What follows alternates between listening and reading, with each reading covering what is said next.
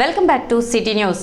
పట్టణ కొత్తపేటలోని తాలూకా school ground ఆవరణలో శ్రీ విద్యాపీఠం శాలిగ్రామ మఠం సంయుక్త ఆధ్వర్యంలో జరుగుతున్న శ్రీ గోవిందనామ జపయజ్ఞ పూర్ణాహుతి వెంకటేశ్వర సప్తాహ వైభోత్సవాలు ఆదివారం వైభవంగా నిర్వహించారు. పూజ్య శ్రీ బాలస్వామిజీ పర్యవేక్షణలో ఉదయం స్వామివారికి సుప్రభాత సేవ అర్చనలు అభిషేకాలు జరిపారు. వేద పండితులు హోమాలు జరిపి గోపూజలు చేశారు.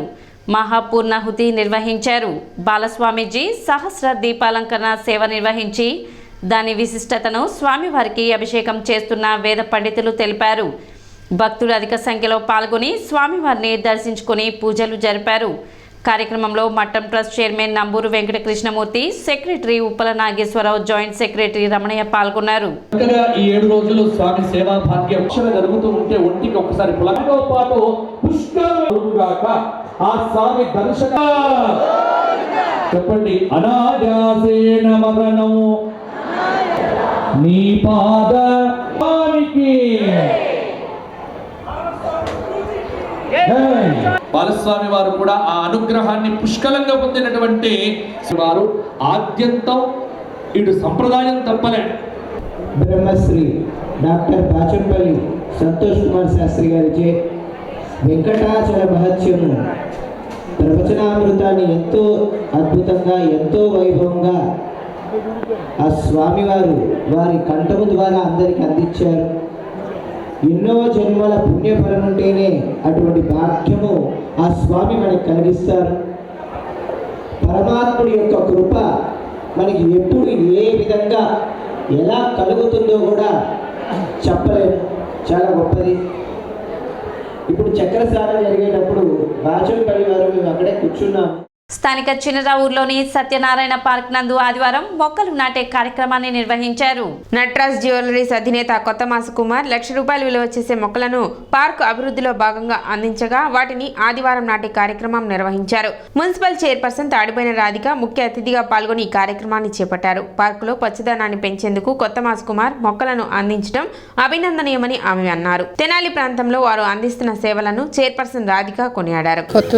తులసి గారు మాజీ చైర్మన్గా చేస్తున్నారు. వాళ్ళ కుమారుడు ఈ రోజున సత్యనారాయణ పార్క్ ₹1,00,000 ఖరీదు చేసే మొక్కల్ని పొల్యూషన్ అవ్వకుండా చెట్లని డొనేషన్ చేయడం జరిగింది. అలానే పిల్లలకు ఆట వస్తువులు కూడా ఇస్తామని చెప్పడం జరిగింది. అలాంటి మాకు ఎంతో కావాల్సిన వాళ్ళు దగ్గర. అలానే ఇలాంటి కార్యక్రమాలు ఇంకా ఎన్నో చేయాలని ఆరోగ్యంగా ఉండాలని కోరుకుంటూ సెలవు తీసుకుంటాం. కార్యక్రమంలో కౌన్సిలర్ గుంటూరు కోటేశ్వరరావు, కొత్తమాస్ కుమార్, పలువురు మున్సిపల్ అధికారులు పాల్గొన్నారు.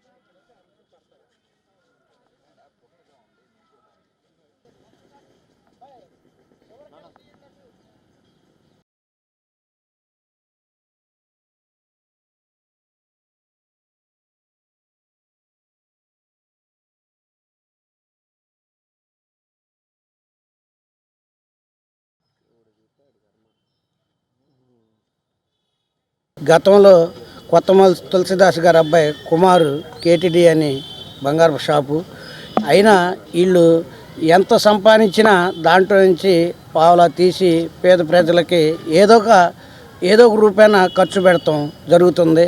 అట్లానే 3 సార్లుగా 3 పాతిక బళ్ళు ఇష్టం జరిగింది. తోపుడు బళ్ళు, కూరగాయలు అమ్ముకొని, ఏమైనా పళ్ళు పెట్టుకొని అమ్ముకొని, ఏమైనా అమ్ముకొని బళ్ళు ఇష్టం జరిగింది 3 సార్లుగా. అట్లానే ఇక్కడ వాటర్ ప్లాంట్ లేదు, వాకర్స్ అందరికి కూడా ఇబ్బందిగా ఉంటుందని అంటే వాటర్ ప్లాంట్ పెట్టారు. ఈ మొక్కలు ఇటువంటి 4-5 సార్లుగా మనకి ఈ పార్క్కి వాకర్స్ అందరూ కూడా ఆరోగ్యంగా ఉండాలని ఇక్కడ వాకర్స్ అందరూ కూడా శుభ్రంగా వాకింగ్ చేసుకుంటూ ఉంటుంటే ట్యాప్కు ఒక ఐటమ్స్ పాపం ఆయన ఏదో ఒక ఐటమ్స్ తీసుకొచ్చి ఈ పార్క్కి అభివృద్ధి కార్యక్రమంలో చేస్తున్నారు. మన అన్నాబత్తుల శివకుమార్ కూడా ఇక్కడికి ఈ పార్క్కి ఒక 30 లక్షలు మనకి ఇచ్చారు. ఆ 30 లక్షలతో కూడా రిపేర్లన్నీ కూడా చేస్తున్నాం. ఇంకా చేయాల్సినవి ఉన్నాయి. ఇంకా మొదలుపెట్టి చంద్రవరి పార్కులో ఉన్న వాకర్స్కి, ఇక్కడ జిమ్లో చేసే వాళ్ళందరికీ నమస్కారం. ఈరోజు మొక్కలు నాటే కార్యక్రమం పెట్టాం. Tenali Nataraj jewellery mart private limited. నేను తులసిదాస్ గారి అబ్బాయిని. ఇక్కడ బాగా పొల్యూషన్ కొద్దిగా ఎక్కువ ఉంది లెఫ్ట్ సైడ్. ఆ రోడ్డు మీద వెళ్ళే వెహికల్స్ అన్నీ వస్తున్నాయని చెప్పి ఇక్కడ కూడా ఒక 100 మొక్కలు కంపెనీ తరపున మేము స్పాన్సర్ చేసాం. దీనికి ఈరోజు చైర్మన్ గారు, వాళ్ళ హస్బెండ్ తాడిపోయిన రమేష్ గారు నాన్నకి అత్యంత ఆప్తులు. అందుకని వాళ్ళిద్దరిని ప్లస్ గుంటూరు కోటేశ్వరరావు కౌన్సిలర్ గారు ఇక్కడ మాకు బాగా పార్కులో వాకర్స్కి బాగా సహకరిస్తున్నారు. అలాగే ఇప్పుడు గవర్నమెంట్ కూడా చాలా అందంగా తీర్చిదిద్దుతుంది. దాంట్లో భాగంగా కూడా నా వంతు సహకారానికి ఈ చెట్లని 100 చెట్లని శ్రీకృష్ణ దేవరాయ కాపు బలిజ తెలగ తూర్పు కాపు ఉద్యోగోపాధి జేసీ ఆధ్వర్యంలో రాష్ట్ర స్థాయి ఆత్మీయ సమావేశం అరండల్పేటలో జరిగింది. ఫర్టిలైజర్స్ హాల్లో జరిగిన సమావేశంలో రాష్ట్ర వ్యాప్తంగా ఉన్న కాపు ఉద్యోగులు పెద్ద సంఖ్యలో పాల్గొన్నారు. సమావేశంలో రాజకీయాలకు అతీతంగా కాపుల సంక్షేమ కార్యక్రమాలపై చర్చించనున్నట్లు చెప్పారు. కాపు ఉద్యోగులు అభివృద్ధి చెందాలంటే అందరూ ఒకే తాటిపై నడవాల్సిన అవసరం ఉందన్నారు. కార్యక్రమంలో కాపు సంఘం నాయకులు దాసరి రాము, సోమరావుతు రామకృష్ణ, మలిశెట్టి సుబ్బారావు, మగతాల శ్రీనివాసరావు తదితరులు పాల్గొన్నారు. రిటైర్ అయిన వాళ్ళు ఏదైనా చేయొచ్చు.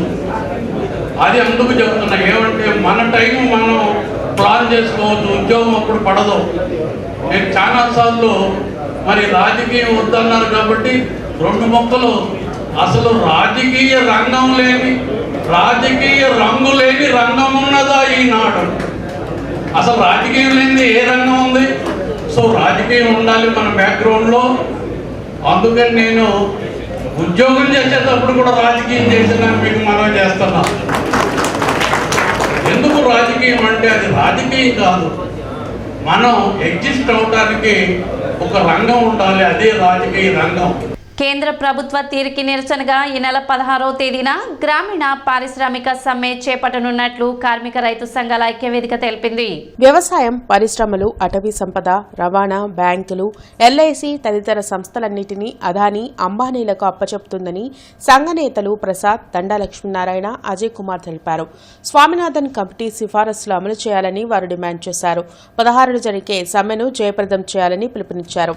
16వ తేదీన పెద్ద ఎత్తున గ్రామీణ బంద్ చేయాలని, పారిశ్రామిక సమ్మె నిర్వహించాలని, తద్వారా కేంద్ర ప్రభుత్వం అనుసరిస్తున్నటువంటి రైతాంగ వ్యతిరేక, కార్మిక వ్యతిరేక, ప్రజా వ్యతిరేక విధానాలను నిరసించాలని ఈ కార్యక్రమాన్ని రూపొందించడం జరుగుతూ ఉంది.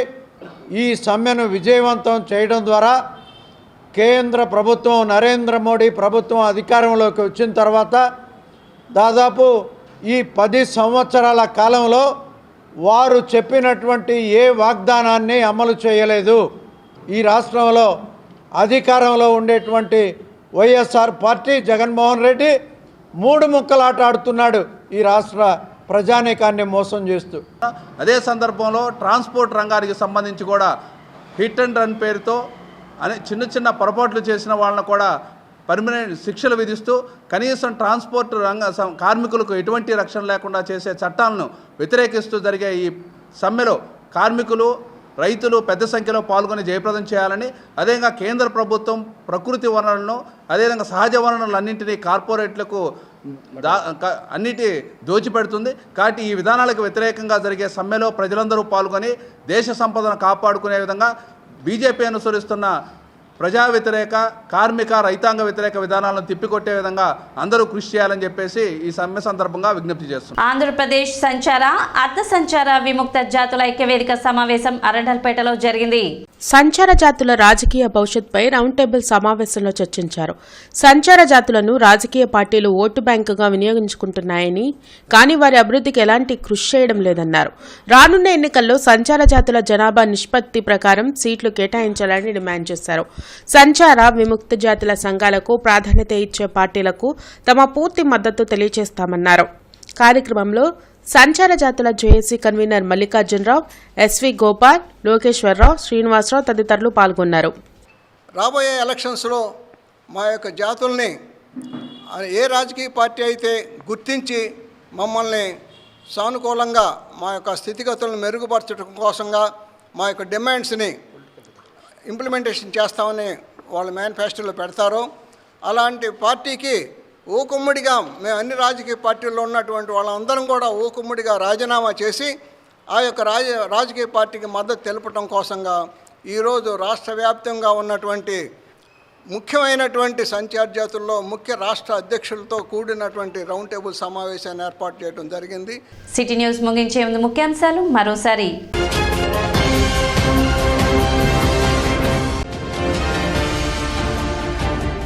ఈ నెల 8వ తేదీ కొలకలూరు గ్రామంలో రచ్చబండ కార్యక్రమాన్ని నిర్వహించనున్న ఏఐసిసి అధ్యక్షురాలు వైఎస్ షర్మిల.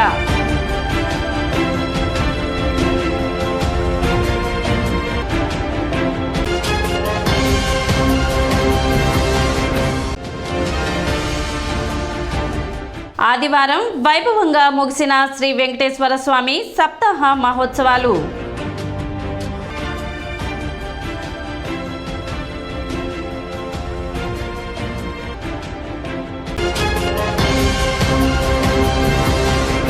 సిటీ న్యూస్ ఇంతటితో సమాప్తం. నమస్కారం.